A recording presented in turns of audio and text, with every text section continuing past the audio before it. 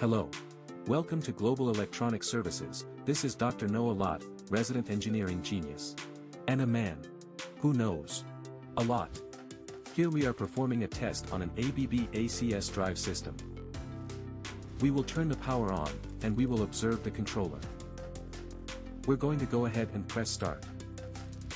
We are running our test through the customer's contactor, and the customer's line filter, to make sure there are no issues there. Here we have the drive that we have repaired. We have the cabinet exposed so we can monitor components as needed. And we also have it hooked up to our dynamometer.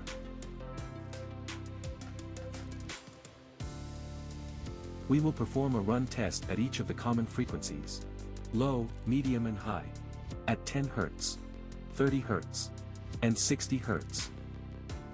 Once this drive has performed under load for about 1 hour at each frequency, we will reassemble and ship to the customer.